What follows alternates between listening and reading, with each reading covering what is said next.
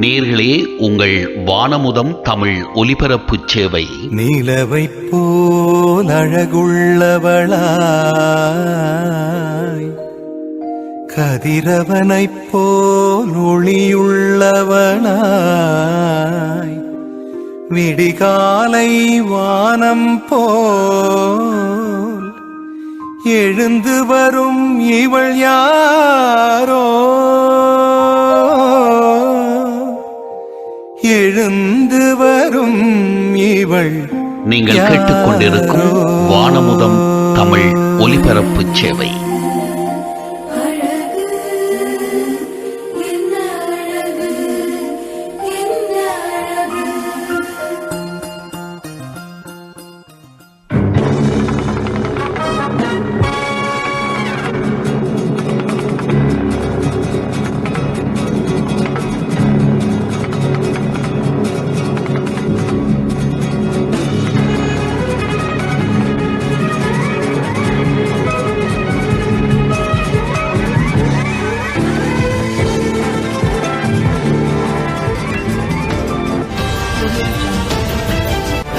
வணக்கம். இது அதிர்வின் இன்றைய பிரதான செய்திகள். முதலில் தலைப்புச் செய்திகள். இலங்கையில் பாரிய புயலினால் ஆலயத்தில் ஏற்பட்ட அதிசயம்.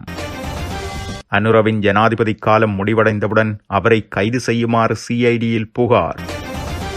சிறையில் உள்ள முன்னாள் அமைச்சர்களின் அறையில் சிக்கிய பொருட்கள். யாழ் பல்கலைக்கழக மருத்துவ பீடத்தில் மாணவியொருவரால் திடீர் குழப்பம், சிக்கினார் தென்னிலங்கை யுவதி.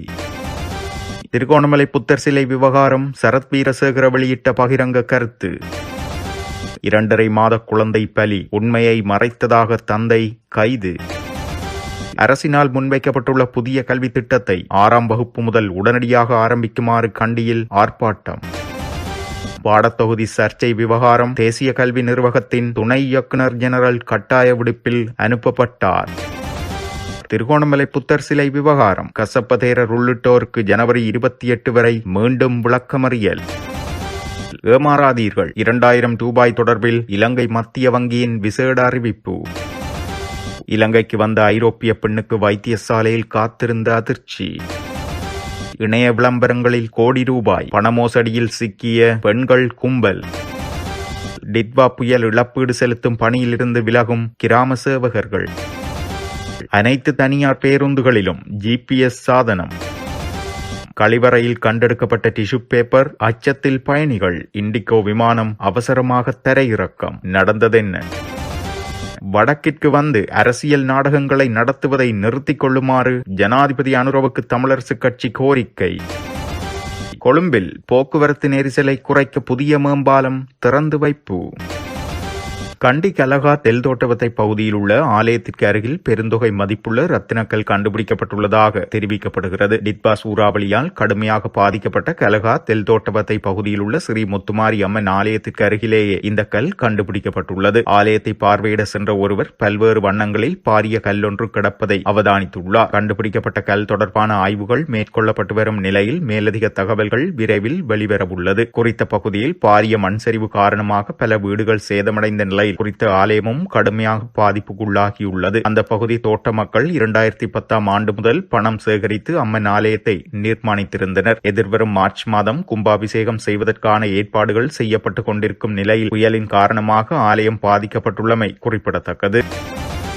ஜனாதிபதி அனுரகுமார திசாநாயக்கவை ICCPR சட்டத்தின் கீழ் கைது செய்யுமாறு பிவித்துருகெல உரிமைய கட்சியின் இளைஞர் அணியின் செயலாளர் குமார ராஜரத்ன குற்றவியல் விசாரணைகள் திணைக்களத்தில் முறைப்பாடொன்றை செய்துள்ளார். யாழ்ப்பாணத்தில் ஜனாதிபதி ஆற்றிய உரை நாட்டின் ஒற்றுமைக்கும் சமாதானத்திற்கும் பாதிப்பை ஏற்படுத்தியுள்ளதால் அது தொடர்பில் விசாரணைகளை நடத்துமாறு குற்றவியல் விசாரணை திணைக்களத்தில் முறைப்பாடு செய்யப்பட்டுள்ளது. அது தொடர்பில் குமார ராஜரத்ன மேலும் கூறியதாவது: பௌத்த மக்கள் போயா தினத்தில் அனுராதபுரத்தை கடந்து யாழ்ப்பாணத்தில் உள்ள விகாரைக்கு வந்து வைராக்கியத்தை விதைப்பதாக ஜனாதிபதி தெரிவித்திருந்தார். இந்த நாட்டு மக்கள் சுதந்திரமாக தமது மத அனுஷ்டானங்களை செய்து தங்களின் அடையாளங்களை வெளிப்படுத்தியவர்கள். இன்று அரசாங்கத்திடம் கேட்டுக்கொண்ட மத ஸ்தலங்களுக்கு செல்ல வேண்டும். இவ்வாறான பிரச்சாரங்களால் தமிழ் மக்கள் மத்தியில் சிங்கள மக்களுக்கு எதிரான குரோதத்தை விதைப்பதாகவும் உள்ளது. தனக்கு விரும்பிய மதத்தை பின்பற்ற மக்களுக்கு இருக்கும் சுதந்திரத்தை ஜனாதிபதி தனது அதிகாரத்தை கொண்டு கட்டுப்படுத்த முயற்சிக்கிறாரா என்ற வினாவை கேட்கிறேன். ஆனால் ஜனாதிபதிக்கு வழங்கப்பட்டிருக்கும் வரப்பிரசாதங்களால் சட்ட நடவடிக்கை எடுக்க முடியாததால் அவரின் பதவிக்காலம் முடிந்தவுடன் சட்டத்தின் முன் அவர் நிறுத்தப்பட வேண்டும் எனவும் கேட்டுக்கொண்டோம் எனவும் அவர் குறிப்பிட்டுள்ளார். யாழ்ப்பாணம் பல்கலைக்கழக மருத்துவ பீடத்திற்கு அனுமதி பெறாது மருத்துவ பீடத்தில் 2 மாதங்கள் கற்கையை தொடர்ந்த மாணவி தொடர்பில் தகவல்கள் வெளியாகியுள்ளன. சம்பவம் தொடர்பில் தெரிய வருகையில் கடந்த நவம்பர் மாதம் மருத்துவ பீட புதுமுக மாணவர்களுக்கான கற்கை நெறிகள் ஆரம்பமாகியுள்ளன. அதன்படி கண்டியை சேர்ந்த யுவதியொருவர் புதுமுக மாணவர்களுடன் பல்கலைக்கழக மாணவர் விடுதியில் பதிவுகளை மேற்கொண்டு விடுதியில் தங்கியிருந்து மருத்துவ பீட விரிவுரை மண்டபத்திற்கு விரிவுரைகளுக்கு கடந்த 2 மாத காலத்திற்கு மேலாக சென்று வந்துள்ளார். இந்நிலையில் கடந்த வெள்ளிக்கிழமை கற்கை செயற்பாட்டின் போது மாணவர்களை குழுக்களாக பிரித்துள்ளனர். இதன்போது 202 மாணவர்கள் காணப்பட வேண்டிய நிலையில் 203 மாணவர்கள் காணப்பட்டமையால் அங்கு குழப்பம் ஏற்பட்டுள்ளது. இதனை அடுத்து அது தொடர்பில் பரிசீலிக்கப்பட்ட போதே பல்கலைக்கழக அனுமதி பெறாத யுவதியொருவர் மாணவிகளுடன் இணைந்து கடந்த 2 மாத காலமாக விரிவுரைகளில் கலந்து கொண்டுள்ளமை தெரிய வந்துள்ளது. இது தொடர்பில் மருத்துவ பீடத்தினர் தெரிவிக்கையில் மாணவர்கள் மத்தியில் உயிரியல் பாடத்தில் 3 சாதாரண தர சித்திகளை பெற்ற கண்டியை சேர்ந்த யுவதியும் மருத்துவ பீட மாணவர் விடுதியில் தங்கியிருந்து விரிவுரைகளுக்கு வந்து சென்றுள்ளார் எனவும் இந்த விடயம் தொடர்பில் பல்கலைக்கழக மானிய ஆணைக்குழுவிற்கு தெரியப்படுத்தப்பட்டுள்ளது. அவர்களின் அறிவுறுத்தல்களுக்கு அமையவே அடுத்த கட்ட நடவடிக்கை எடுக்கப்படும் என தெரிவிக்கப்பட்டுள்ளது. பாணந்துறை அலுபோமுல்ல பகுதியில் தந்தையின் செயலால் 2.5 மாத குழந்தை உயிரிழந்த சோகமான சம்பவம் நிகழ்ந்துள்ளது. மேற்படி பகுதியை சேர்ந்த தந்தையொருவர் தனது 2.5 மாத குழந்தையை தூக்கி வைத்திருந்த நிலையில் உறக்கத்தில் கீழே வீழ்ந்துள்ளார். தந்தை உறக்கத்தில் வீழ்ந்ததால் குழந்தையின் தலை சீமெந்து திரையில் மோதியுள்ளதாக தெரிவிக்கப்படுகிறது. இதனையடுத்து நடந்த சம்பவத்தை மறைத்து குழந்தை கொழும்பு சீமாட்டி ரிச்வே சிறுவர் மருத்துவமனையில் அனுமதிக்கப்பட்டதாகவும் அதன் பின்னர் சிகிச்சை பலனின்றி குழந்தை உயிரிழந்துள்ளதாகவும் அலுபோமுல்ல காவல்துறையினர் தெரிவித்துள்ளனர். இந்த நிலையில் சம்பவம் குறித்து உண்மைகளை மறைத்ததாக கூறி காவல்துறையினர் குழந்தையின் தந்தையை கைது செய்துள்ளனர். குழந்தையின் தலையில் ஏற்பட்ட காயத்தால் மூளையில் ரத்தம் உறைந்தமையே மரணத்திற்கு காரணம் என்று பிரேத பரிசோதனையில் உறுதி செய்யப்பட்டுள்ளது. கவனக்குறைவாக செயற்பட்டு குழந்தையின் மரணத்திற்கு காரணமாக்கியமை தொடர்பிலேயே தந்தையை காவல்துறையினர் கைது செய்துள்ளனர். சிறையில் உள்ள முன்னாள் அமைச்சர்களின் அறைகளில் கைத்தொலைபேசிகள் உள்ளிட்ட பல உபகரணங்கள் மீட்கப்பட்டுள்ளதாக தெரிவிக்கப்படுகிறது. மரண தண்டனை விதிக்கப்பட்டுள்ள முன்னாள் நாடாளுமன்ற உறுப்பினர் துமிந்த சில்வா மற்றும் சிறை தண்டனை விதிக்கப்பட்டுள்ள முன்னாள் அமைச்சர் மஹிந்தானந்த அழுத்கமகே ஆகியோர் தடுத்து வைக்கப்பட்டுள்ள சிறை அறைகளில் விசேட சோதனை முன்னெடுக்கப்பட்டுள்ளது. வெலிகடை சிறைச்சாலையின் கே பிரிவில் இருவரும் தடுத்து வைக்கப்பட்டுள்ளதாக சிறைச்சாலை வட்டாரங்கள் தெரிவிக்கின்றன. இதற்கமைய வெலிகடை சிறைச்சாலையின் கே பிரிவில் இருவருடன் சேர்த்து சுமார் 150 கைதிகள் தடுத்து வைக்கப்பட்டுள்ளதாகவும் மேலும் தெரிவிக்கப்படுகிறது. இலங்கை மத்திய வங்கி அதன் 75வது ஆண்டு நிறைவை கொண்டாடும் வகையில் 2000 ரூபாய் நாணயத்தாள்களின் முக்கிய பாதுகாப்பு அம்சங்களை வெளியிட்டுள்ளது. மத்திய வங்கியின் கூற்றுப்படி இந்த 2000 ரூபாய் நாணயத்தாள்கள் பொதுமக்கள் அதன் நம்பகத்தன்மையை எளிதாக சரிபார்க்க உதவும் வகையில் பல பாதுகாப்பு அம்சங்களை உள்ளடக்கியுள்ளதாக தெரிவித்துள்ளது. இந்த தாளை வெளிச்சத்திற்கு உயர்த்தி பிடித்தால் வாளினை கொண்ட சிங்கம் முழுமையாக தெளிவாக தெரியும். மேலும் வெளிச்சத்திற்கு உயர்த்தி பிடிக்கையில் பாதுகாப்பு நூல் நீல நிறத்திலிருந்து பச்சை நிறத்திற்கு மாறி கொழும்பில் உள்ள கடிகார கோபுரத்தினை காட்டுகிறது எனவும் அத்துடன் பார்வை குறைபாடுள்ளவர்களுக்கு உதவ வடிவமைக்கப்பட்ட 6 தொட்டுணரக்கூடிய பட்டைகள் உள்ளதாகவும் கூறப்படுகிறது. இதனால் போலி ரூபாய் தாள்களை கண்டுபிடிக்கவும் இந்த அம்சங்களை பயன்படுத்துமாறு மத்திய வங்கி பொதுமக்களை வலியுறுத்துகிறது. திருகோணமலை நகரில் உள்ள புத்தர் சிலையை 2004ஆம் ஆண்டு தமிழீழ விடுதலை புலிகளின் தலைவர் பிரபாகரனிடம் சண்டையிட்டுத்தான் பாதுகாத்தோம் என முன்னாள் அமைச்சர் சரத் வீரசேகர தெரிவித்துள்ளார். திருகோணமலை நீதவான் நீதிமன்றத்திற்கு நேற்று வந்தவர் ஊடகங்களுக்கு கருத்து தெரிவிக்கும் போதே இவ்வாறு குறிப்பிட்டுள்ளார். தொடர்ந்தும் அவர் கூறுகையில் தற்போதைய நிலையில் அரசாங்கத்தில் மற்றும் கரையோர பாதுகாப்பு திணைக்களத்தில் இருக்கும் பிரபாகரன்களிடமிருந்துதான் இந்த சிலையை பாதுகாக்க போராட்டம் நடத்த வேண்டியுள்ளது. இது மிகவும் கவலைக்குரிய நிலைமையாகும். தேரவாத பௌத்த நாட்டில் இவ்வாறான ஒரு நிலை இருள் சூழ்ந்த காலகட்டமாகும். அதாவது புத்தர் சிலை ஒன்றை நிறுவுவதற்கு முயற்சித்த பிக்குகள் 9 பேர் கைது செய்யப்பட்டு வழக்கு நடந்து கொண்டிருக்கிறது. மதஸ்தலங்களுக்கான உறுதி இருக்கும் இந்த காணியில் புத்தர் சிலை அமைப்பது சட்டவிரோதமானது என்றால் கடற்கரை ஓரத்தில் அமைக்கப்பட்டிருக்கும் ஏனைய மதஸ்தலங்கள் மற்றும் கட்டடங்களும் அகற்றப்பட வேண்டும். மேலும் கரையோரத்தில் அமைக்கப்பட்டிருக்கும் இந்து கோயிலை அகற்ற நீதிமன்றம் உத்தரவிட்டிருந்த போதும் அதை அகற்ற நடவடிக்கைகளில் ஈடுபடவில்லை. ஆனால் புத்தர் சிலை அகற்றல் பௌத்த தர்மத்திற்கு எதிரான அரசாங்கத்தின் திட்டமிட்டு செய்யும் செயற்பாடாகவே நான் பார்க்கிறேன் என அவர் குறிப்பிட்டுள்ளார். காலியில் உள்ள தனியார் மருத்துவமனைக்கு சிகிச்சைக்காக சென்ற சுவீடன் பெண்ணின் அந்தரங்க உறுப்புகள் ஸ்கேன் செய்யப்பட்டதாக முறைப்பாடு செய்துள்ளதாக போலீசார் தெரிவித்துள்ளனர். 32 வயதான சுவீடன் பெண்ணொருவர் தனது விலா எலும்பில் ஏற்பட்ட மருத்துவ சிகிச்சைக்காக காலி பகுதியில் உள்ள தனியார் மருத்துவமனைக்கு சென்றுள்ளார். குறித்த பெண்ணை பரிசோதித்த மருத்துவர் அவருக்கு பல பரிசோதனைகளை பரிந்துரைத்ததாக போலீசார் தெரிவித்துள்ளனர். எக்ஸ்ரே, இரத்த பரிசோதனை மற்றும் அல்ட்ராசவுண்ட் ஸ்கேன் பரிந்துரைக்கப்பட்டதாக போலீசாரிடம் குறித்த பெண் குறிப்பிட்டுள்ளார். இதன்போது அனுமதியின்றி தனது அந்தரங்க உறுப்புகளும் ஸ்கேன் செய்யப்பட்டதாகவும் தனக்கு எந்த அறிக்கைகளும் வழங்கப்படவில்லை என்றும் தனது முறைப்பாட்டில் தெரிவித்துள்ளார். சம்பவம் தொடர்பில் காலி போலீசார் மேலதிக விசாரணைகளை மேற்கொண்டு வருகின்றனர். 6ஆம் வகுப்பு ஆங்கில பாடத்திட்ட சர்ச்சை தொடர்பாக தேசிய கல்வி நிறுவனத்தின் துணை இயக்குநர் ஜெனரல் தர்சன சமரவீர கட்டாய விடுப்பில் அனுப்பப்பட்டுள்ளார். இந்த விவகாரம் தொடர்பாக தேசிய கல்வி நிறுவனத்தின் மேலும் 2 அதிகாரிகள் பணி நீக்கம் செய்யப்பட்டுள்ளனர். இந்த சம்பவம் தொடர்பாக குற்றப்புலனாய்வுத்துறை விசாரணையை தொடங்கியுள்ளது. அதே நேரத்தில் தேசிய கல்வி நிர்வாகத்தால் தனியான உள் விசாரணையும் நடத்தப்படுகின்றமை குறிப்பிடத்தக்கது. இது இவ்வாறு இருக்க அரசினால் முன்வைக்கப்பட்டுள்ள புதிய கல்வி திட்டத்தை 6ஆம் வகுப்பு முதல் உடனடியாக ஆரம்பிக்கும்படி வேண்டுகோள் விடுத்து ஆர்ப்பாட்டம் ஒன்று நேற்றைய தினம் கண்டியில் இடம்பெற்றுள்ளது. குறித்த ஆர்ப்பாட்டமானது கண்டியில் உள்ள மத்திய மாகாண கல்வி திணைக்களத்தின் முன் இடம்பெற்றுள்ளது. இந்த ஆர்ப்பாட்டத்தை பெற்றோர்கள், ஆசிரியர்கள் மற்றும் பலர் இணைந்து மேற்கொண்டுள்ளனர்.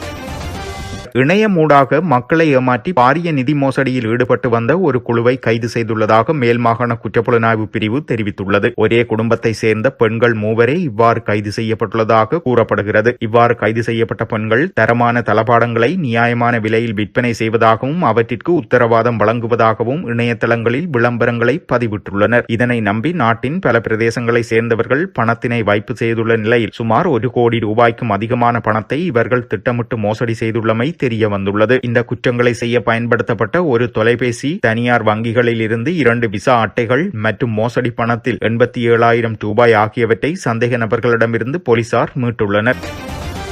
டிட்வா சூறாவளி காரணமாக ஏற்பட்ட அனர்த்தங்களினால் பகுதியளவில் சேதமடைந்த வீடுகளுக்கு 5 லட்சம் ரூபாய் இழப்பீடு வழங்கும் செயற்திட்டத்தில் இருந்து விலகி செயற்படுவதற்கு கிராம உத்தியோகத்தர்கள் தீர்மானித்துள்ளனர். இழப்பீடு வழங்கும் முறையில் நிலவும் குறைபாடுகள் காரணமாக இந்த தீர்மானம் எட்டப்பட்டுள்ளதாக இலங்கை ஐக்கிய கிராம உத்தியோகத்தர்கள் சங்கம் தெரிவித்துள்ளது. அனர்த்தங்களினால் பகுதியளவில் சேதமடைந்த வீடுகளுக்கு 5 லட்சம் ரூபாய் இழப்பீடு வழங்கும் செயற்திட்டம் தொடர்பாக வெளியிடப்பட்ட சுற்று நிரூபத்தில் பல்வேறு குறைபாடுகள் காணப்படுகின்றன எனவும் இதற்கமைய குறித்த இழப்பீட்டை வழங்கும் போது கிராம உத்தியோகத்தர்களை நெருக்கடிகளை எதிர்கொள்ள வேண்டியுள்ளதாக இலங்கை ஐக்கிய கிராம உத்தியோகத்தர்கள் சங்கத்தின் தலைவர் நந்தன ரணசிங்க சுட்டிக்காட்டியுள்ளார். இந்நிலையிலேயே டிட்வா சூறாவளி காரணமாக ஏற்பட்ட அனர்த்தங்களினால் பகுதியளவில் சேதமடைந்த வீடுகளுக்கு 5 லட்சம் ரூபாய் இழப்பீடு வழங்கும் செயற்திட்டத்தை நாங்கள் தொடர்ந்து முன்னெடுக்கப் போவதில்லை என அவர்கள் குறிப்பிட்டுள்ளனர்.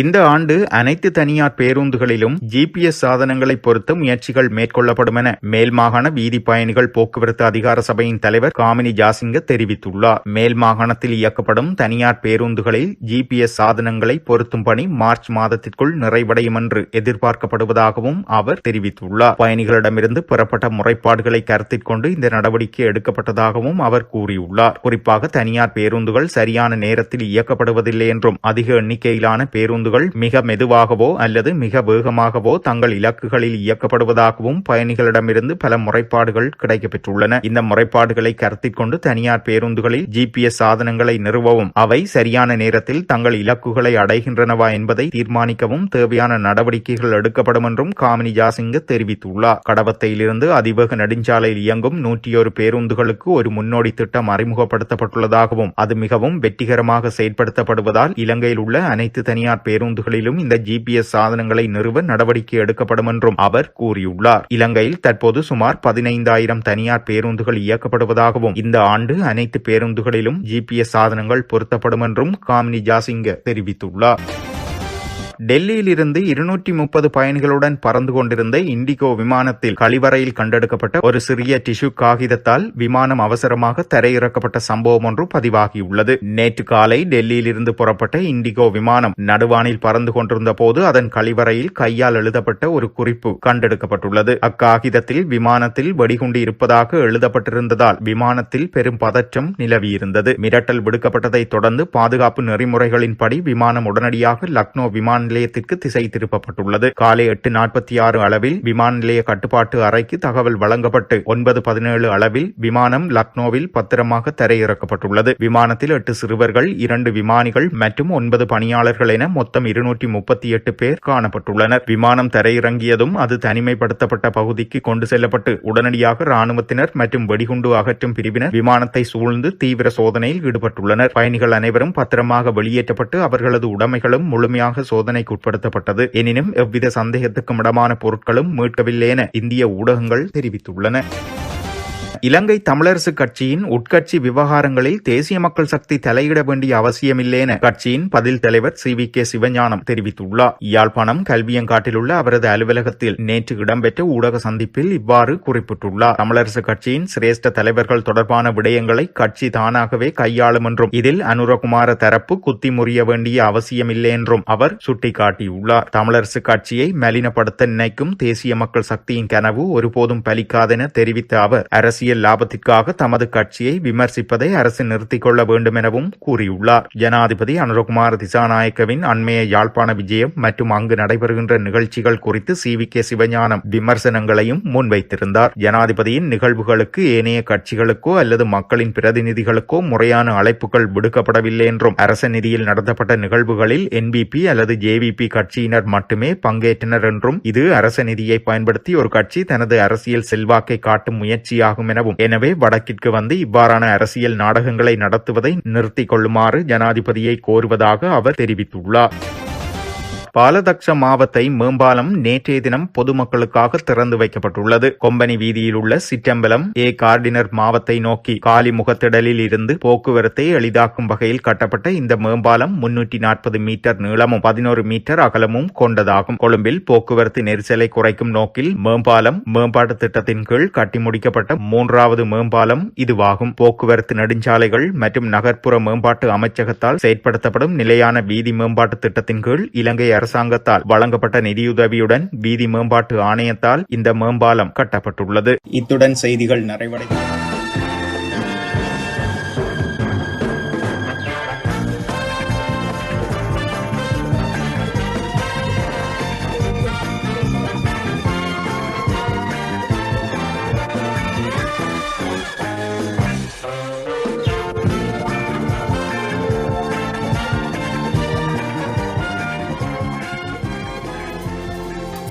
நீங்கள் கேட்டுக்கொண்டிருப்பது உள்ளூர் வானொலி 88.6 பிளண்டிவெளி FM அலைவரிசையூடாக வானமுதம் தமிழ் ஒலிபரப்பு. இந்த ஒலிபரப்பு 24 மணி நேர இன்பத்தமிழ் வானொலியூடாகவும் ஒலிபரப்பப்படுகின்றது என்பதை நேயர்களுக்கு நினைவூட்ட விரும்புகின்றோம்.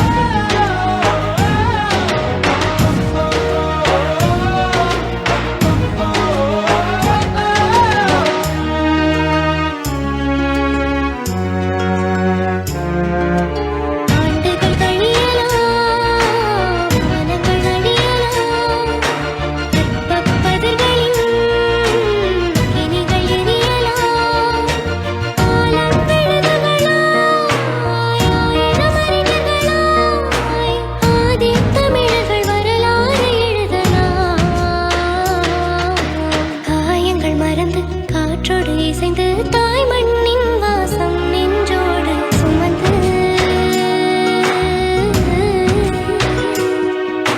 நேசம் வாசம் நீல கடலோடு கலந்து கோடி வாழும் எங்கள் ஊர் யாழ்ப்பாணம். ஈரான் யுத்தம் முடிஞ்சிருச்சா? அமெரிக்கா ஈரான் அவ்வளோதானா? ஈரான் அடிக்கிறதுனால அமெரிக்காவுக்கு என்ன லாபம் கிடைக்குது? அமெரிக்காவை அடிக்க வேண்டாம் அப்படின்னு சொல்லி ஏன் அரபுலக நாடுகள் சொன்னாங்க? ஈரான் கடைசியா எந்த நிலைமையில இருந்துட்டு இருக்காங்க? கிட்டத்தட்ட 16,000க்கும் அதிகமான நபர்கள் கொல்லப்பட்டிருக்கலாம். ஒரு இனப்படுகொலையே சைலண்டா டிஜிட்டல் டார்க் வழியா செஞ்சிருக்காங்க ஈரான் அப்படின்னு சொல்றாங்களே, அதனுடைய உண்மைத்தன்மை என்ன? பல கேள்விகளுடைய ரொம்ப புரிதலை ஏற்படுத்தக்கூடிய ஒரு பதிவு தான் இந்த பதிவு. அன்பு தமிழஞ்சங்களுக்கு தமிழ் பொக்கிஷத்தின் வணக்கங்கள்.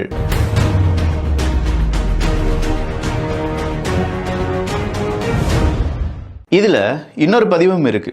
இந்த பதிவு எந்த அளவுக்கு உங்களுக்கு ஒரு புரிதலை ஏற்படுத்துதோ, இன்னொரு கோணத்துல இந்த விஷயத்தை பார்க்க போறீங்களோ, அதை விட என்டையர் டிஃப்ரெண்டா வேறொரு கோணமும் இருக்கு. அதையும் நம்ம அடுத்த பதிவுல பார்த்துருவோம்.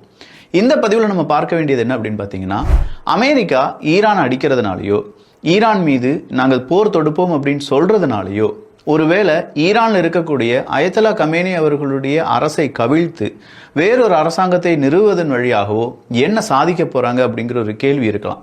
இந்த கேள்விக்கு பொதுவா எல்லாரும் சொல்லக்கூடிய பதில் என்னன்னா, ஈரானை கண்ட்ரோல் பண்ணிட்டாங்கன்னா ஈரான்ல இருக்கக்கூடிய ஆயிலை கண்ட்ரோல் பண்ணிடலாம், ஆயிலை கண்ட்ரோல் பண்ணிட்டாங்கன்னா ரஷ்யாவினுடைய நட்பு அப்படியே கண்ட்ரோல் பண்ணிடலாம், இவ்வளோ அதுதான் அப்படின்னு சொல்ற அளவுக்கு முடிச்சிருவாங்க. பட் சீரியஸா சொல்றேன், அதுக்கு பின்னாடி ஏகப்பட்ட கால்குலேஷன் அப்படிங்கிறது இருக்கு. வெனிசுலாவை விட்டுட்டு ஈரானை பிடிக்க வேண்டும் அப்படிங்கிற ஒரு தாட் அமெரிக்காவுக்கு பல வருடங்களாகவே இருந்துச்சு. பட் ஃபர்ஸ்ட் அவங்க கை வச்சது வெனிசுலா மேல தான். அடுத்ததான் அவங்க கை வைக்க போறது கிரீன்லாந்து, அப்படி இல்லைனா ஈரான். இது இரண்டுல எதையாவது ஒன்று அவங்க பிடித்தே தீர வேண்டும் அப்படிங்கிற முனைப்புடன் செயல்பட்டு இருக்காங்க. ஈரான் அப்படின்னு சொல்லுவது மிடில் ஈஸ்ட் நாடுகள்லயே ரொம்ப முக்கியமான ஒரு நாடு. அதே நேரத்தில் அரபுலக நாடுக்கும் அங்க இருக்கக்கூடிய இஸ்ரேலுக்கும் ஏகப்பட்ட நெருக்கடியை கொடுக்கக்கூடிய ஒரு நாடு ஈரான் தான். எல்லா நாடுகளிலுமே ஈரானுடைய ஏதாவது ஒரு குழு இருக்கும். அதுக்கு பேர் ஹமாஸா இருக்கலாம், ஹூத்தியா இருக்கலாம், ஹிஸ்புல்லாவா இருக்கலாம். இப்படிங்கிற ஏதாவது ஒரு பெயரில் ஈரானுடைய சகோதரத்துவ இயக்கம் அப்படிங்கிறது ஒன்று செயல்படும். அப்படி இல்லைன்னா ஈரானுடைய கடைக்கண் பார்வை அப்படிங்கிறது அந்த இயக்கங்களுக்கு சென்றடையும். சரி, ஈரானை அமெரிக்கா பிடிச்சிட்டாங்க விக்கி, என்ன நடக்கும்? ஈரான்ல அந்த அரசாங்கத்தை வீட்டுக்கு அனுப்பிட்டு, இல்லாட்டி அவங்களெல்லாம் அரெஸ்ட் பண்ணிட்டு, நாடு கடத்திட்டு, வெளிநாடுகளுக்கு ஓட வச்சுட்டு, அமெரிக்காவுக்கு சார்பு இருக்கக்கூடிய ஒரு அரசாங்கத்தை அமெரிக்கா அங்க வைப்பாங்க. வெனிசுலால அப்படிதான் இப்ப வச்சிருக்காங்க. அதே தான் நம்ம இங்க காப்பி பண்ண போறோம். ஸோ வெனிசுலால எப்படி மாதுரோ அவர்களை அரெஸ்ட் பண்ணி மாதுரோ அவர்களுக்கு ஆதரவா இருந்த நபர்களையே அமெரிக்காவினுடைய ஆதரவாளர்களாக மாற்றி இப்ப அரசாங்கத்தை அமைத்திருக்கிறார்களோ, அந்த ஒரு நிலைமை தான் ஈரானுக்கும். அப்போ ஈரான்ல அமெரிக்க சார்பு இருக்கக்கூடிய இந்த அரசாங்கத்தை ஈரான் மக்கள் எய்தர் என்ன செய்யணும்? உங்களுக்கு ரெண்டு ஆப்ஷன் தான். ஒன்று வரவேற்க வேண்டும், அப்படி இல்லைன்னா எதிர்க்க வேண்டும். வரவேற்கிறார்கள் அப்படின்னு வச்சுக்கோங்களாமே. அமெரிக்கா சார்பு இருக்கக்கூடிய அயத்தலா கமேனி அவர்களுக்கு எதிராக யார் வந்தாலும் சரி நாங்கள் வரவேற்போம் அப்படின்னு சொல்லி வரவேற்கிறாங்கன்னா அமெரிக்காவுக்கு எல்லாமே சூப்பர். ஒருவேளை அங்க இருக்கக்கூடிய மக்கள் வேண்டாம், எனக்கு அமெரிக்க ஆதரவு அந்த ஒரு அரசாங்கம் வேண்டாம், எனக்கு எங்க ஆதரவு அரசாங்கம் வேண்டும் அப்படின்னு சொல்லி வேறொரு அரசாங்கத்துக்கு அடி போட்டாங்கன்னா அந்த இடத்துல மறுபடியும் ஈரானுக்கு இரண்டு விதமான சிக்கல்கள் உருவாகும். ஒன்னு, ஈரான்ல இருக்கக்கூடிய நபர்களே பிரிவினை பேசுவாங்க. அமெரிக்கா எனக்கு வேணும்னு சொல்றவங்களும், புதிய அரசாங்கம் வேணும் அப்படின்னு சொல்றவங்களும், நம்ம ஊருக்காரங்க தான் அரசாங்கத்தை அமைக்க வேண்டும் அப்படின்னு சொல்ற ஒரு குரூப். இன்னொரு குரூப் என்னன்னா, அங்க இருக்கக்கூடிய குட்டி குட்டி இன குழுக்கள் அப்படிங்கிறவங்க இருக்காங்க. குர்து இருக்காங்க, அங்க பலூச் இருக்காங்க. இவங்கெல்லாம் என்ன செய்வாங்கன்னா, எங்களுடைய அரசாங்கம் தான் அங்க வர வேண்டும், எங்களுடைய அரசாங்கம் தான் வர வேண்டும், நாங்க தான் மெஜாரிட்டியா இருக்கோம், நீங்க மைனாரிட்டியா இருக்கீங்க அப்படின்னு சொல்லி அங்க ஏகப்பட்ட பிரிவினை அப்படிங்கிறது உருவாகும். இந்த பிரிவினையும் யாரால ஈஸியா கண்ட்ரோல் பண்ண முடியும் அப்படின்னு கேட்டீங்கன்னா அமெரிக்காவால கண்ட்ரோல் பண்ண முடியும். எய்தர் நெகட்டிவ் ஒரு பாசிட்டிவ், அமெரிக்கா வைக்கக்கூடிய ஒரு அரசாங்கம் தான் கடைசியா ஈரானை ஆட்சி செய்யும் அப்படிங்கிறதுல எந்த மாற்று கருத்தும் கிடையாது. ஸோ அமெரிக்காவுக்கு ஆதரவான ஒரு அரசாங்கம் ஈரானுக்குள்ள வந்துருச்சு. அடுத்ததா என்ன நடக்கும்? ஃபர்ஸ்ட், அங்க இருக்கக்கூடிய ஆயிலை நாங்க கண்ட்ரோல் பண்ணிக்கிறோம் அப்படின்னு சொல்லி அந்த அரசாங்கம், புது அரசாங்கம் சொல்லுவாங்க. வெனிசுலால எப்படி நீங்க ஆயில் எடுக்கிறதா இருந்தாலும் சரி, கேஸ் எடுக்கிறதா இருந்தாலும் சரி, அமெரிக்க நிறுவனம் அங்க ஒரு 10 பில்லியனோ 100 பில்லியனோ இன்வெஸ்ட் பண்ணி உங்களுக்கு தேவையான கேஸ் இல்லாட்டி கச்சா எண்ணெய் எடுத்து தருவோம் அப்படின்னு சொன்னாங்களோ, அதே மாதிரியே ஈரான்ல என்ன சொல்லுவாங்கன்னா, இதெல்லாம் நாங்க பாத்துக்கிறோம்ப்பா, நீங்க என்ன செய்யுங்க, உங்களுடைய வேலையை மட்டும் பாருங்க அப்படின்னு சொல்லுவாங்க. நாங்க பாத்துக்கிறோம் அப்படிங்கறதுனால அனைத்து ஆயிலையும் அமெரிக்கா எடுத்துக்கணும் அப்படிங்கிறது இங்கே கிடையாது. அமெரிக்காவுக்கு எதிராக இருக்கக்கூடிய நபர்களுக்கு இந்த ஆயில் கிடைக்கக்கூடாது அப்படிங்கிறத அமெரிக்கா கண்ணும் கருத்துமா செயல்படும். ஃபர்ஸ்ட் எக்ஸாம்பிள் சீனா தான். சீனாவை பொறுத்த வரைக்கும் ஈஸியாக அவங்களுக்கு வெனிசுலா ஆயில் கிடைச்சிட்டு இருந்துச்சு, ஈரானுடைய ஆயில் கிடைச்சிட்டு இருந்துச்சு. வெனிசுலாவில் ஒரு பெரிய பிளாக்கை தூக்கி போட்டாங்க. இப்போ ஈரான்லையும் அதே மாதிரியான ஒரு விளையாட்டை விளையாண்டாங்கன்னா ஈரானுடைய ஆயில் சீனாவுக்கு கிடைக்காது. சீனாவுக்கு ஆயில் கிடைக்கல அப்படின்னா கண்டிப்பாக சீனாவினுடைய ஏகப்பட்ட மேனுஃபேக்சரிங் யூனிட்ஸ் அப்படிங்கிறது முடங்குறதுக்கான வாய்ப்புகள் இருக்கு. ஸோ வெனிசுலாவினுடைய சீப்பான ஆயில் இப்போ சீனாவுக்கு கிடைக்காதனால சீனாவால் அடுத்த கட்டத்துக்கு முன்னேற முடியாது. அடுத்ததா ஈரானுடைய ஆயிலும் அதே மாதிரி ஒரு பிளோக்கேடு வந்துருச்சுன்னா சீனா என்ன செய்வாங்க அப்படிங்கிற ஒரு மிகப்பெரிய ஒரு கேள்வி ஒன்று இருக்கிறது. அடுத்ததா ஸ்ட்ரைட் ஆஃப் ஹார்மஸ் அப்படிங்கிறது தான். அமெரிக்கா புள்ளி வைக்கக்கூடியது இந்த ஸ்ட்ரைட் ஆஃப் ஹார்மஸ்ல இருந்து தான். அமெரிக்காவினுடைய தொடக்கமே இந்த ஸ்ட்ரைட் ஆஃப் ஹார்மஸை பிடிக்கிறது அப்படிங்கிறது தான். ஸ்ட்ரைட் ஆஃப் ஹார்மஸை யார் கட்டுப்படுத்துறாங்கன்னு நீங்க நினைக்கிறீங்க? நல்லா யோசிச்சு பாருங்களேன். இஸ்ரேல் ஈரான் பிரச்சனை வந்த போதெல்லாம் அயத்தலா அவர்கள் கடைசியா ஒரு வார்த்தையை சொல்லி முடிப்பார், ஸ்ட்ரைட் ஆஃப் ஹார்மஸை நாங்க மூடுறோம்ப்பா அப்படின்னு சொல்லி. அப்போ ஸ்ட்ரைட் ஆஃப் ஹார்மஸ் அப்படிங்கிறத மூடிட்டாங்கன்னா எந்த விதமான கப்பலும் அங்கே இங்கே போக முடியாது. ஈரானுடைய கண்ட்ரோலில் தான் ஸ்ட்ரைட் ஆஃப் ஹார்மஸ் இருக்கு அப்படிங்கிறது நமக்கு தெரியும். இப்போ அமெரிக்கா ஈரானுடைய ஆட்சியை மாற்றி அமெரிக்கா சார்பு இருக்கக்கூடிய ஒரு அரசாங்கத்தை வச்சாங்கன்னா ஸ்ட்ரைட் ஆஃப் ஹார்மஸை யார் கட்டுப்படுத்துவாங்க? நேரடியாக அங்கே இருக்கக்கூடிய அரசாங்கம், ஆனால் மறைமுகமாக அமெரிக்கா. அப்போ ஸ்ட்ரைட் ஆஃப் ஹார்மஸ் வழியா யூரோப்பா நீ உன் கப்பல் அனுப்பிக்கோ, அமெரிக்காவினுடைய நட்பு நாடா நீ உன் கப்பல் அனுப்பிக்கோ, சீனா பேஸ்டு கப்பலா வேணாம் நீ உன் கப்பலை அனுப்பக்கூடாது. அப்போ சீனாவினுடைய கப்பல்களுக்கும் சீனாவினுடைய ட்ரேடுக்கும் ரஷ்யாவினுடைய கப்பல்களுக்கும் ரஷ்யாவினுடைய ட்ரேடுக்கும் இன்டைரக்டா ஒரு தடையை விதிக்க முடியும் என்றால் எஸ் முடியும். அது யாரால முடியும்னா இந்த ஸ்ட்ரைட் ஆஃப் ஹார்மஸ் வழியாக முடியும். இதை அமெரிக்கா செய்வாங்க. அடுத்ததா ஈரானுடைய ட்ரோன்ஸ்ல கை வைப்பாங்க. ரஷ்யாவினுடைய யுத்தம் தொடங்கினதிலிருந்து ரஷ்யா உக்ரைன் போரா இருக்கட்டும், அதன் பிறகு வடகொரியா உள்ள வந்ததா இருக்கட்டும், இந்த நேரத்தில் எல்லாமே ரஷ்யாவுக்கு பெரிதும் கை கொடுத்தது எது அப்படின்னு பார்த்தீங்கன்னா ட்ரோன் டெக்னாலஜி தான். அந்த ட்ரோன் டெக்னாலஜியில் ரஷ்யாவுக்கு அதிகப்படியான ஒரு நம்பிக்கை கொடுத்தது யார் அப்படின்னு பார்த்தீங்கன்னா ஈரான் தான். ஈரானுடைய ஷாஹிது ட்ரோன்ஸ் அப்படிங்கிறது தான் ரஷ்யாவால் அதிகமாக பயன்படுத்தப்பட்ட ட்ரோன். அப்படிப்பட்ட ட்ரோனை கண்டிப்பாக ஈரான் இனிமே ரஷ்யாவுக்கு கொடுக்கக்கூடாது அப்படின்னு சொல்லி அமெரிக்காவினுடைய மறைமுக உத்தரவு வரும். இப்போ ஈரானுடைய ஆட்சி அயத்தலா கமேனி அவர்கள் கிடையாது, அவருக்கு எதிராக இருக்கக்கூடிய நபர்கள். அப்படி இருக்கும் பட்சத்தில் ட்ரோன் அப்படிங்கிறது ரஷ்யாவுக்கு போகக்கூடாதுன்னு சொல்லி அவங்க தடை விதிப்பாங்க. ரஷ்யாவுக்கு போதுமான அளவுக்கு ட்ரோன் கிடைக்கல என்றால் கண்டிப்பாக உக்ரைனால ஈஸியாக ரஷ்யாவுக்குள்ள அட்டாக் பண்ண முடியும், இல்லை உக்ரைனுடைய ஃப்ரண்ட் லைனை ஈஸியாக எக்ஸ்பேண்ட் பண்ண முடியும். இதை தவிர்ப்பதற்கு ரஷ்யா ஏகப்பட்ட இடத்துலேருந்து ட்ரோன்ஸை இம்போர்ட் பண்ணுறதா ட்ரை பண்ணாலும் ரொம்ப சீப்பாக எஃபிஷியண்டாக இருக்கக்கூடிய ஈரானுடைய ட்ரோன்ஸ் அப்படிங்கிறது ரஷ்யாவுக்கு ஒருவேளை கிடைக்காமையே போகலாம். ஸோ ரஷ்யா அந்த இடத்துல கொஞ்சம் பின்தங்கி நிற்கும். இதுவும் யாருக்கு ரொம்ப பெரிய அளவில் இம்பார்ட்டண்டான ஒரு விஷயம் தான், அமெரிக்காவுக்கு தேவையான ஒரு விஷயம் தான். அடுத்ததா அமெரிக்காவினுடைய சிம்ம சொப்பனமாக இருப்பது எது அப்படின்னு பார்த்தீங்கன்னா சீனாவினுடைய பெல்ட் அண்ட் ரோடு இனிஷியேட்டிவ். அதுலேயும் குறிப்பாக சைனா பாகிஸ்தான் எக்கனாமிக் காரிடோர் அப்படின்னு சொல்லக்கூடிய இந்த ஒரு சீபக் இருக்கு பார்த்தீங்களா, இந்த சைனா பாகிஸ்தான் எக்கனாமிக் காரிடோர் அப்படின்னு சொல்லக்கூடிய இந்த விஷயத்தை அமெரிக்கா தடுக்க வேண்டும் என்றால் அதை எப்பவுமே நோட்டம் போட்டுட்டே இருக்கணும். குறிப்பாக சீனாவுக்கு ஆதரவாக இருக்கக்கூடிய பாகிஸ்தான், அதுக்கு குவாடர் துறைமுகம், அந்த ஏரியாவை அமெரிக்கா நோட்டம் போடணும் என்றால் அந்த ஏரியாவிலிருந்து ஒரு 70 கிலோமீட்டர் தள்ளி இருக்கக்கூடிய ஒரு ஏரியாவில் அமெரிக்காவினுடைய ஒரு பெரிய பேஸ் அமைக்க வேண்டிய ஒரு தருணம் ஏற்பட்டது என்றால் எஸ் அது அமெரிக்காவால் முடியும். ஈரானை ஒன்ஸ் அவங்க கண்ட்ரோல் பண்ணிட்டாங்கன்னா குவாடர் துறைமுகத்திலிருந்து ஒரு 70 கிலோமீட்டர் தள்ளி இருக்கக்கூடிய ஏரியாவில் அமெரிக்காவினுடைய ஒரு பெரிய துறைமுகத்தையோ இல்லாட்டி அவங்களுடைய ஏர்பேஸோ அங்கே வைக்க முடியும். இதற்கு ஈரானுடைய சம்மதம் வேண்டுமே அப்படின்னு கேட்டால் ஈரானில் இப்போ நடப்பது அயத்தலா ஆட்சி கிடையாது, அவருக்கு எதிரான ஆட்சி அமெரிக்கா பேஸ்ட் ஆட்சி. ஸோ கண்டிப்பாக குவாடர் துறைமுகத்தையும் சரி சைனா பாகிஸ்தான் எக்கனாமிக் காரிடோரும் சரி இதை இரண்டையுமே ஒரே நேரத்தில் அமெரிக்காவால் இங்கிருந்து கண்ட்ரோல் பண்ண முடியும். சரி, இவ்வளோ தூரம்லாம் ஓகே தான். ஆனால் மெயினாக ஒரு அமெரிக்காவினுடைய ஆம்பிஷன் ஒன்று இருக்கே, அவங்களுடைய இயற்கை வளம், கனிம வளம், ஆயில், கேஸ் அப்படின்னு சொல்லக்கூடிய அமெரிக்காவினுடைய தாரக மந்திரம்.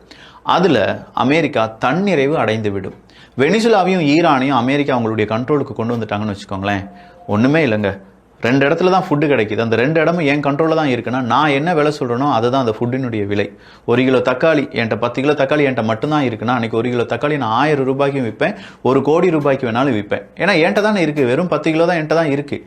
அதே மாதிரியான ஒரு நிலைமைக்கு அமெரிக்கா மாறும். இந்த உலகத்திலேயே அதிகமாக ஆயில் இருக்குது அப்படின்னு சொல்லக்கூடிய ஒரு நாடு வெனிசுலா தான். அது இப்போ அமெரிக்காவினுடைய கண்ட்ரோலுக்கு வந்துருச்சு.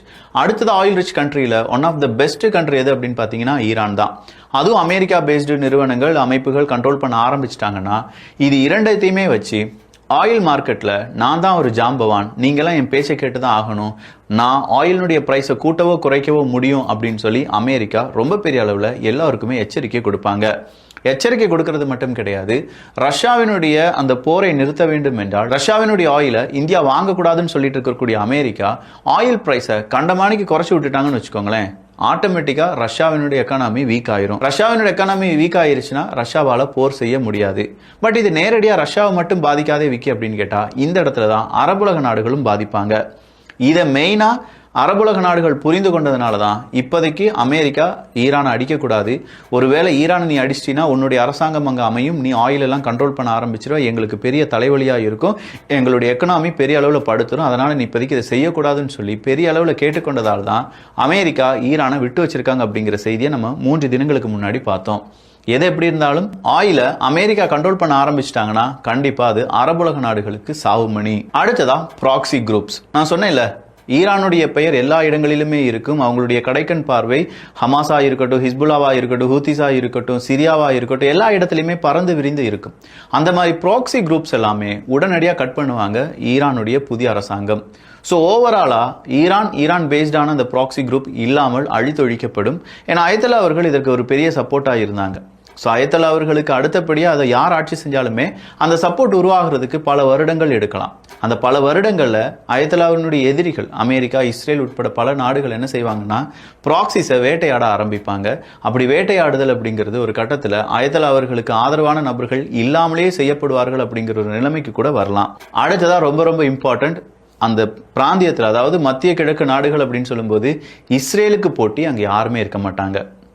அமெரிக்காவினுடைய ஒட்டுமொத்த பிளானும் அதுதான், இஸ்ரேலுக்கு தேவையானதும் அதுதான். அப்போ இஸ்ரேலுக்கு போட்டியா இஸ்ரேலை எதிர்த்து ஈரான் மாதிரியான ஒரு ஸ்ட்ராங்கான நாடு இல்லைன்னா இஸ்ரேலினுடைய ஆதிக்கம் மத்திய கிழக்கு நாடுகள் முழுவதுமா பறந்து விரிய தொடங்கும். அப்போ இந்த இடத்துல ஈரான் செஞ்சுட்டு இருந்தது என்ன? ஆக்சிஸ் ஆஃப் ரெசிஸ்டன்ஸ் அப்படிங்கிறது தான். இந்த ஆக்சிஸ் ஆஃப் ரெசிஸ்டன்ஸ் அப்படிங்கிறது இல்லாமே போயிருச்சுன்னா இஸ்ரேல் அவங்களுடைய இடங்களை விரிக்க ஆரம்பிப்பாங்க. த கிரேட்டர் இஸ்ரேல் அப்படிங்கிற ஒரு ப்ராஜெக்டை இஸ்ரேல் மறுபடியும் செய்ய ஆரம்பிப்பாங்க. ஈரான் அதற்கு எதிர்ப்பு தெரிவிக்க முடியாத நிலைமைக்கு தள்ளப்பட்டிருப்பார்கள். ஸோ இந்த இடத்துல அவங்க த ஆக்சிஸ் ஆஃப் ரெசிஸ்டன்ஸ் அப்படிங்கிறது மறுபடியும் உருவாகுமான்னு கேட்டால் எஸ், மறுபடியும் உருவாகும். பட் இப்படி உருவாகிறது அமெரிக்கா பேஸ்ட், அமெரிக்காவுக்கு ஆதரவான ஆக்சிஸ் ஆஃப் ரெசிஸ்டன்ஸாக இருக்கும். இந்த ஆக்சிஸ் ஆஃப் ரெசிஸ்டன்ஸ் அப்படிங்கிறது அமெரிக்காவை காவு வாங்குறதை விட்டுட்டு நேரடியாக ஈஸ்ட் பக்கம், அதாவது அரபுலக நாடுகள் பக்கம் திரும்பும். ஏன்னா ஈரானை அழிப்பதற்கு நீ தான் அமெரிக்காவுக்கு உதவியாக இருந்த, உன்னை தான் நாங்கள் முதல்ல அழிப்போம் அப்படின்னு சொல்லி தான் அந்த ஆக்சிஸ் ஆஃப் புதிய ஆக்சிஸ் ஆஃப் ரெசிஸ்டன்ஸ் அப்படிங்கிறது அரபுலக நாடுகளை வேட்டையாட ஆரம்பித்து ஒரு விதம் அங்கே செட்டில் ஆன பிறகுதான் அமெரிக்கா இஸ்ரேல் பக்கம் திரும்புவாங்க. பட் அதுக்கு முன்னாடியே அமெரிக்காவும் இஸ்ரேலும் பல இடங்களையும் ஆக்கிரமிப்பு செஞ்சு அவங்களுடைய கிரேட்டர் இஸ்ரேல் ப்ராஜெக்டாக இருக்கட்டும், இல்லாட்டி ஈரானை அழிப்பதாக இருக்கட்டும், ஈரானை துண்டு போடுறதா இருக்கட்டும், அதெல்லாமே கனக்கச்சிதமாக செஞ்சு முடிச்சிருவாங்க. இல்லை விக்கி, இதெல்லாம் ரொம்ப பாசிட்டிவாக இருக்கே, அமெரிக்காவுக்கு இன்னும் பெரிய அளவில் நெகட்டிவும் இருக்குமே. ஏன்னா இவ்வளோ தூரம் அமெரிக்காவை ரொம்ப நடுங்க வைத்த ஈரானுடைய மிகப்பெரிய எதிராளிகள், போராளிகள், ஈரானுக்குள்ள அமெரிக்க எதிர்ப்பு நிறைய இருக்கே, அவங்களெல்லாம் அமெரிக்கா சமாளிச்சிருமான்னு கேட்டால் அமெரிக்காவால் சமாளிக்க முடியும். அதை விட பெரிய பிரச்சனை, ஈரானுக்குள்ளேயே பல உள்நாட்டு பிரஜைகள் அங்கங்கே குரூப்ஸாக இருக்காங்க. அதாவது அயத்தல்லா அவர்களுக்கு அடிபணிந்து தான் எல்லாரும் இருக்காங்கன்னு கிடையாது. அயத்தல்லா அவர்கள் ரொம்ப ரஃபாக தான் அதை ஹேண்டில் பண்ணாலும் பல ரஃப்பான குரூப்ஸ் உள்ள இருந்துட்டு இருக்கு. இவ்வளோ நாள் அந்த குரூப் எல்லாம் அயத்தல்லா அவர்கள் கட்டுக்கோப்புடன் ரொம்ப பெரிய அளவில் யாரும் வாலாட்டக்கூடாதுன்னு வச்சுட்டு வந்தார். ஆனால் அயத்தல்லா அவர்களுக்கு பிறகு அந்த இடத்த யாராலையும் நிரப்ப முடியாது அப்படின்னு தெரிஞ்ச உடனே ஒவ்வொருத்தவங்களும் அவங்களுடைய சாம்ராஜ்யத்தை அமைக்க ஆரம்பிப்பாங்க. இதுவே அங்கே பல குழுக்கள் அழிவதற்கு காரணமாக இருக்கும். ஏன்னா போட்டியும் பொறாமையும் வந்துடும். இது எல்லாமே ஜஸ்ட் வேடிக்கை மட்டும் பார்த்தால் போதும். அந்த இடத்துல நிறைய மனிதர்கள் கொல்லப்படும் போது டோட்டலாக அவங்களெல்லாம் வேனிஷ் பண்ணுறதுக்காக அமெரிக்கா பெரிய ஆயுதங்களை கையில் எடுக்க ஆரம்பிப்பாங்க. ஈரானுக்குள்ள பெரும் போரை ஒன்று நடத்துவாங்க. அந்த நேரத்தில் அமெரிக்காவை எதிர்ப்பதற்கான அங்கே ஒரு கூட்டம் இருக்குமான்னு கேட்டால் இல்லை. ஆனால் உள்நாட்டுக்குள்ளேயே அடிச்சுக்கிறதுக்கான ஒரு கூட்டம் மட்டும்தான் இருக்கும். இது எல்லாம் தான் அமெரிக்காவினுடைய ஒரு கனவு. இந்த கனவை ஈரான் சார்பு இருக்கக்கூடிய நபர்கள் புரிந்து கொள்வார்கள் அப்படின்னு சொல்லி நம்ம நம்புவோம். ஒருவேளை ஈரானுக்கு எதிராக அமெரிக்கா ஒரு போர் தொடுத்தது என்றால், அதில் அயத்தல்லா கமேனி அவர்களுடைய அரசாங்கம் கவிழ்கிறது என்றால், அதனால அமெரிக்காவுக்கு 100 இல்லை 200 இல்லை, எனக்கு தெரிஞ்சு 1000% லாபம் கிடைக்க வாய்ப்புகள் இருக்கு. இந்த தருணத்தை அமெரிக்கா மிஸ் பண்ணிடுவாங்களா? கண்டிப்பா இல்லை. ஆனா யாருமே கோபப்படாம, அரபுலக நாடுகளும் அமெரிக்கா மீது கோபப்படாம, இஸ்ரேலும் அமெரிக்கா மீது கோபப்படாம ரொம்ப சுலபமா இந்த விஷயத்தை செய்வதற்கான அந்த டைமை இவங்க பார்த்துட்டு இருக்காங்க. சரியான நேரமும் சரியான திட்டமிடுதலும் அமெரிக்காவை ஈரானை கட்டுப்படுத்தும் ஒரு சக்தியாக மாற்றும். அந்த நாள் எப்போது அப்படிங்கிறத அமெரிக்கா டொனால்டு ட்ரம்ப் அவர்கள் ஆசைப்பட்டு கொண்டிருக்கிறார். அப்படி ஒரு தினமே இருக்கக்கூடாது அப்படின்னு சொல்லி அயத்தலா கமேனி அவர்கள் நினைக்கிறார். இதில் யார் வின் பண்ண போகிறாங்க அப்படிங்கிறத பொறுத்திருந்து பார்க்கலாம். இதுதான் ஓவராலாக அமெரிக்கா ஈரான் பிரச்சனைக்கான ஒரு ஹிடன் அஜெண்டா, இல்லாட்டி அமெரிக்காவினுடைய ஒரு லாங் டேர்ம் எய்ம். இதில் ரொம்ப பெரிய அளவில் சந்தோஷமாக இருக்க போகிறது இஸ்ரேல் மட்டும்தான். நல்லதை பகிர்ந்து நல்ல சமுதாயத்தை உருவாக்குவோம். நன்றி, வணக்கம். நேர்களே, உங்கள் வானமுதம் தமிழ் ஒலிபரப்பு சேவை நிலவை போல் அழகுள்ளவளாய், கதிரவனைப் போல் ஒளியுள்ளவளாய், விடிகாலை வானம் போல் எழுந்து வரும் இவள் யாரோ, எழுந்து வரும் இவள் நீங்கள் கேட்டுக்கொண்டிருக்கும் வானமுதம் தமிழ் ஒலிபரப்பு சேவை.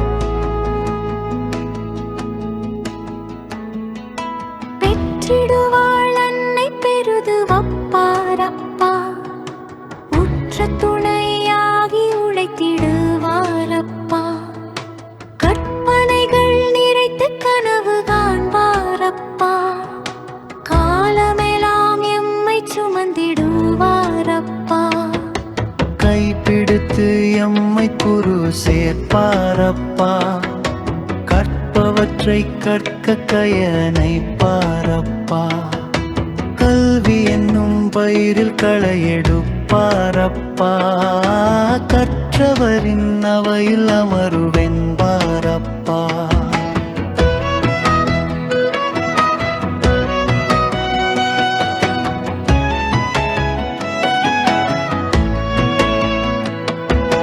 வளர்ச்சியினை கண்டு மனமகிழ்வாரப்பா, தளர்ச்சியினை கண்டால் தாங்கிடுவாரப்பா, விளைச்சலினை நோக்கி அழைத்திடுவாரப்பா, விகற்பநிலை வந்தால் விலக்கிடுவாரப்பா, பொய் என்னும் கருவை பொசுக்கிடுவாரப்பா, பொறாமை எனும் நினைப்பை போக்கிடுவாரப்பா, மெய் என்னும் கருவை விதைத்திடுவாரப்பா, மேதினையில் வாழ்வின் விளக்காவாரப்பா.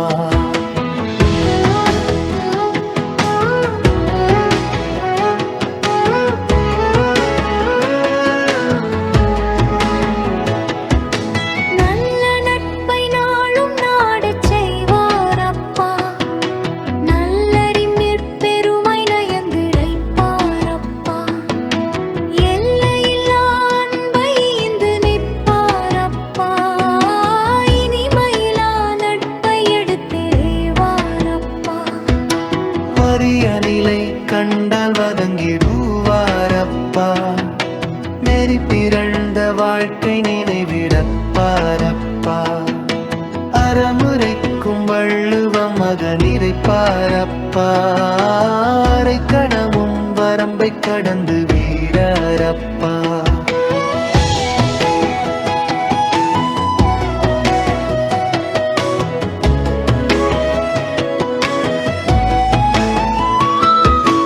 இலக்கியத்தை இங்கிதத்தை எனக்கு இறைப்பாரப்பா, இலக்கு விட்டு போகாது காத்திடுவாரப்பா, சமய நெறி தத்துவங்கள் போதிப்பாரப்பா, சன்மார்க்க வழியினிலை கூட்டிச் செல்வாரப்பா. நான் விரும்பும் அத்தனையும் செய்திடுவாரப்பா, நான் விரும்பும் நலவற்றை எனக் கரிப்பாரப்பா, வானிறங்கும் மழை போல வழங்கிடுவாரப்பா, நாள் நாளில் தெய்வமாய் கடந்து விடாரப்பா,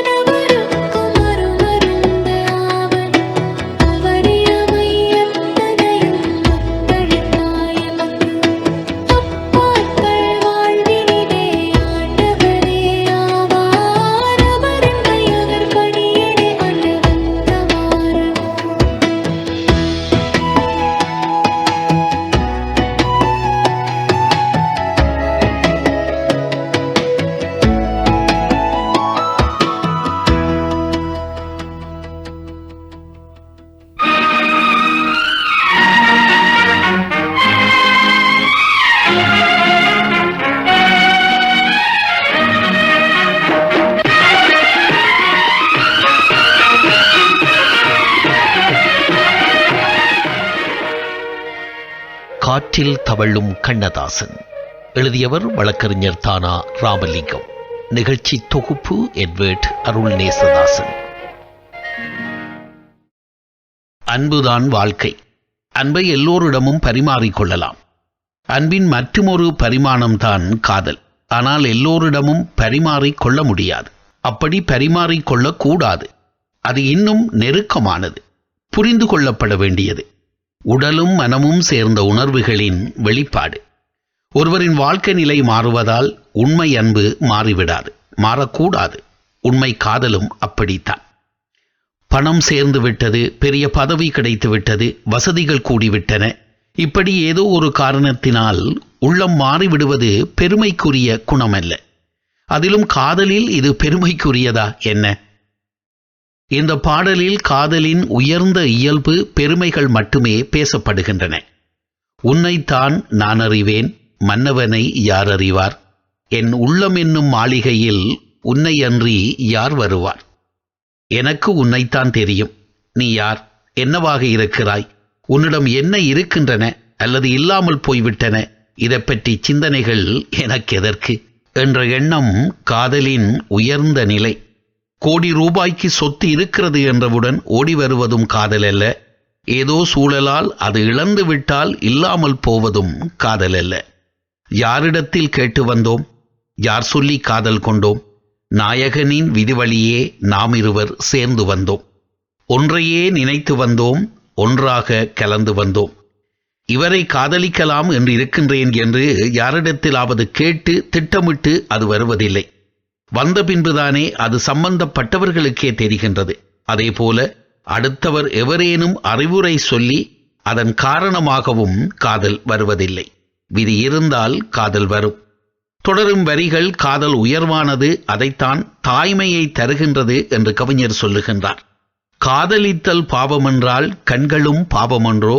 கண்களே பாவமென்றால் பெண்களே பாவமன்றோ? பெண்களே பாவமென்றால் மன்னவரின் தாயாரோ? காதலில் தொடங்கி தாய்மையில் முடியும் அடுக்கடுக்கான வாதங்கள், மறக்க முடியாத வரிகள். அருமையான ஒரு பாடல். இதை முழுமையாகவும் கேட்டு ரசிப்போமே.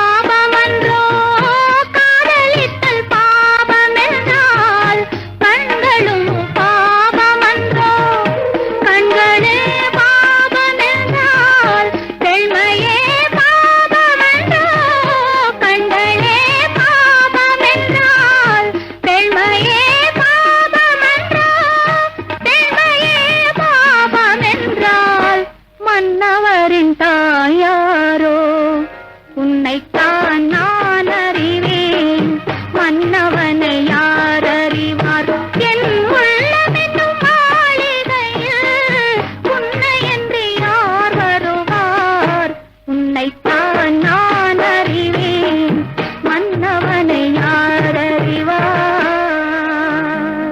நீங்கள் கேட்டுக்கொண்டிருப்பது காற்றில் தவழும் கண்ணதாசன். எழுதியவர் வழக்கறிஞர் தானா ராமலிங்கம்.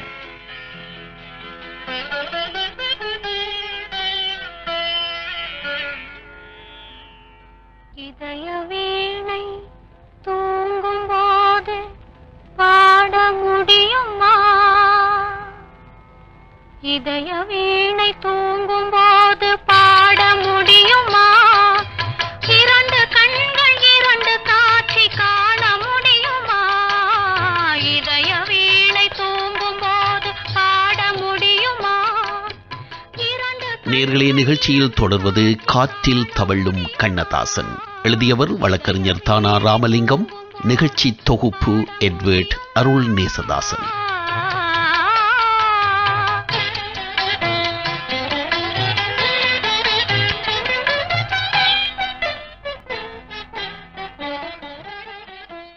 பெண்ணுக்கு விருப்பமில்லை, ஆனால் ஆண் அவளை துரத்தி துரத்தி காதலிக்கின்றான்.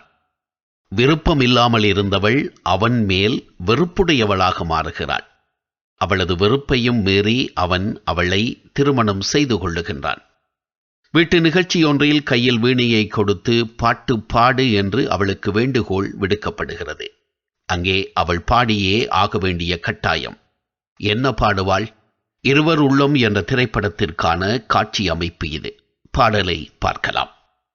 இதய வீணை தூங்கும் போது பாட முடியுமா? இரண்டு கண்கள் இரண்டு காட்சி காண முடியுமா? கையில் வீணை இருந்து என்ன பயன்? இதயம் என்னும் வீணை சுதி சேர்ந்தால்தானே இசை வெளிப்படும். இங்கே பாருங்கள். பாம்பு பிடாரன் குழல் ஊதுகிறான். குழலிலே இசை பிறந்ததா? இல்லை துளையிலே பிறந்ததா? இல்லை பாம்பு பிடாரன் மூச்சிலே பிறந்ததா? இல்லை, அவன் உள்ளத்திலே பிறந்தது. குழலிலே வெளிப்பட்டது. உள்ளம் தனியே ஒலிக்காது. குழல் தனியே இசை புரியாது. உள்ளம் குழலிலே ஒட்டாது. உள்ளம் மூச்சிலே ஒட்டியது, மூச்சு குழலிலே ஒட்டியது, அங்கே குழல் பாடுகின்றது. இவை சக்தியின் லீலை. உள்ளம் ஒட்டாவிட்டால் இசை பிறக்க வாய்ப்பே இல்லை. கையில் வீணை இருக்கிறது, ஆனால் இதய வீணை தூங்குகிறதே, எப்படி பாட முடியும் என்கின்றாள் அந்த பெண். கண்கள் இரண்டு என்பதால் வெவ்வேறு காட்சிகளை காண முடியாது. பார்வை ஒன்றாகத்தான் இருக்க முடியும்.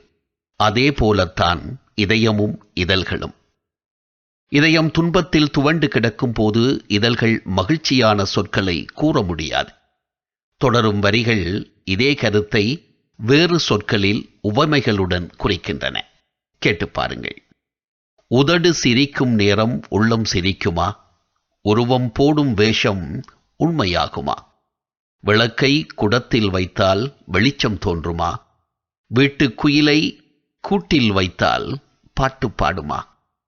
மனதுக்கு பிடிக்காத கணவனுடன் ஒரே வீட்டில் வேறு வழியின்றி வாழ நேர்ந்த பெண்ணின் மனவேதனைகளை அப்படியே படம் பிடித்து காட்டுகின்றார் கவிஞர். மனதை வைத்த இறைவன் அதில் நினைவை வைத்தானே. சில மனிதர்களை அறிந்து கொள்ளும் அறிவை வைத்தானே. அறிவை வைத்த இறைவன் மேனி அழகை வைத்தானே. அந்த அழகு கண்ட மனிதன் பெண்ணை அடிமை செய்தானே. ஆணுக்கு பெண்ணின் மேனி அழகு மட்டும்தான் கண்ணில் தெரிகின்றது. உள்ளே இருக்கும் அறிவு, அன்பை தேடும் உள்ளம் போன்றவை அவன் கண்களுக்கு தெரிவதே இல்லை. அவள் அறிவை மதித்திருந்தாள், நட்பாக நடந்திருப்பான். உள்ளத்தை மதித்திருந்தால் அன்பாக நடத்தியிருப்பான். அழகை மட்டுமே பார்த்ததால் அவளை அடிமையாக்கிவிட்டான். பாடலை முடிக்கும் போது கவிஞர் விருத்தமாக 4 வரிகள் எழுதியிருப்பார். உருகிவிட்ட மெழுகினிலே ஒளியேது, உடைந்துவிட்ட சிலையினிலே அழகேது, பழுதுபட்ட கோயிலிலே தெய்வம் ஏது, பனி படர்ந்த பாதையிலே பயணம் ஏது. வேதனைகளில் மூழ்கி இருக்கும் பெண்ணின் மனநிலையை விளக்க என்ன அருமையான உதாரணங்கள். சரி, இந்த பாடலை இப்பொழுது முழுமையாக கேட்போம்.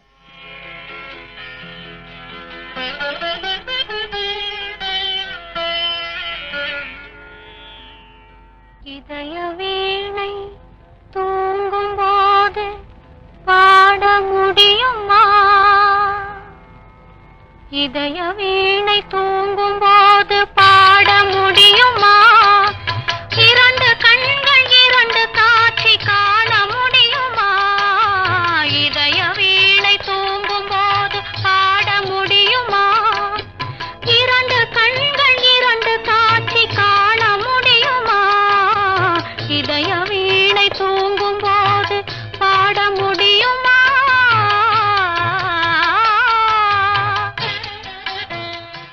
நேர்களே, இதுவரை நீங்கள் கேட்டது காற்றில் தவழும் கண்ணதாசன். எழுதியவர் வழக்கறிஞர் தானா ராமலிங்கம்.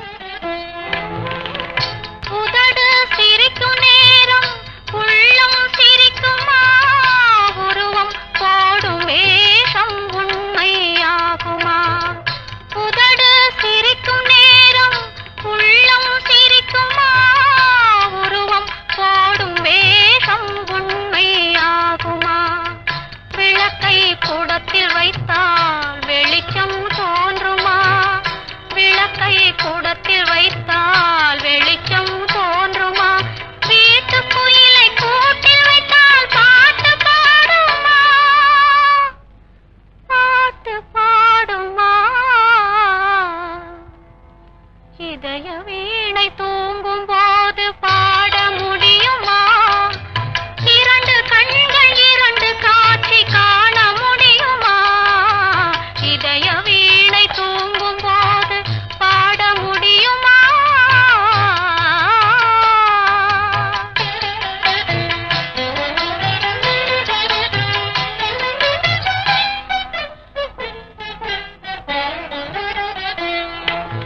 மனதை வைத்த இறைவன் அதில் நினைவை வைத்தானே. சில மனிதர்களை அறிந்து கொள்ளும் அறிவை வைத்தானே. மனதை வைத்த இறைவன் அதில் நினைவை வைத்தானே. சில மனிதர்களை அறிந்து கொள்ளும் அறிவை வைத்தானே.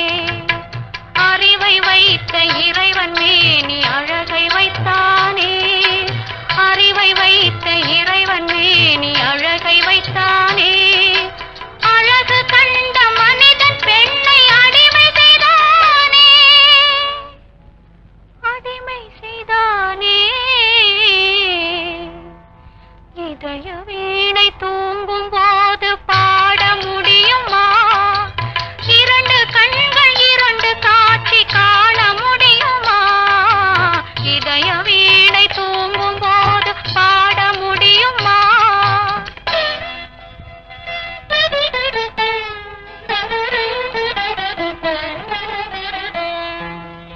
உருகிவிட்ட மெழுகினிலே ஒளியேது? உடைந்துவிட்ட சிலையினிலே அழகேது? பழுதுபட்ட கோவிலிலே தெய்வமேது? பனி படர்ந்த பாதையிலே பயணமேது? இதய வீணை தூங்கும்போது பாட முடியுமா? நீங்கள் கேட்டுக்கொண்டிருப்பது காற்றில் தவழும் கண்ணதாசன். எழுதியவர் வழக்கறிஞர் தானா ராமலிங்கம்.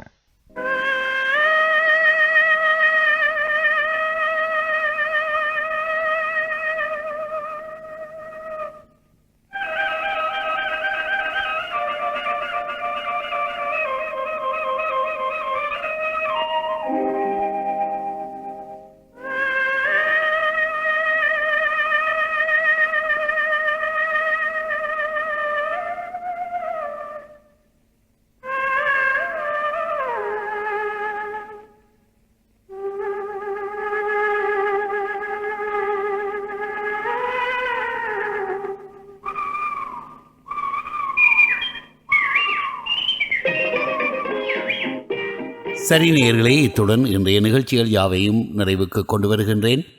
மீண்டும் ஒரு மாலை பொழுதில் உங்களை வானலையில் சந்திக்கும் ஆவலோடு இன்றைய எமது நிகழ்ச்சிகளை தனது வானலையின் ஊடாக எடுத்துச் சென்ற உலகத் தமிழரின் உரிமை தோழன் இன்பத் தமிழ் வானொலிக்கு எமது மனமார்ந்த நன்றிகளை தெரிவித்து இதுவரை எமது நிகழ்ச்சிகளுக்கு செவி மடுத்த அனைத்து நேயர்களுக்கும் நன்றி கூறி பொழுது வானிலையிலிருந்து விடைபெறுவது உங்கள் அன்பின் எட்வர்ட் அருள் நேசதாசன். வணக்கம் நேயர்களே.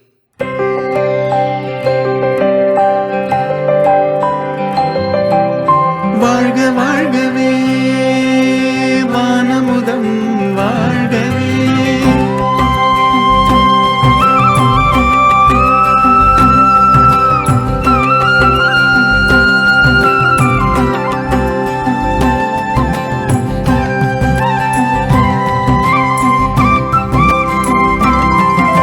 வாழ்க வாழ்கவே வானமுதம் வாழ்கவே. வாழ்க வாழ்கவே வானமுதம் வாழ்கவே.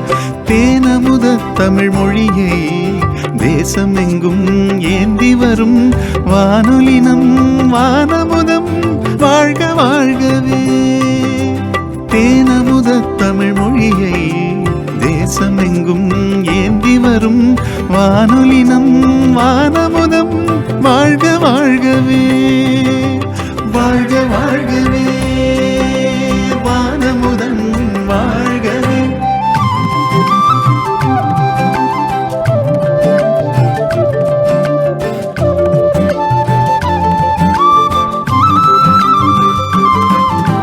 தேன் தமிழில் இசை கலந்து திக்கெல்லாம் பரப்புமே தெள்ளு தமிழ் நிகழ்ச்சிகளை உள்ளமெல்லாம் நிரப்புமே. வானமுதம் நேயர்களை மனம் கவர்ந்து இழுக்குமே. வண்ண தமிழ் உலகமெங்கும் வான்வெளியில் கலக்குமே. வாழ்க வாழ்க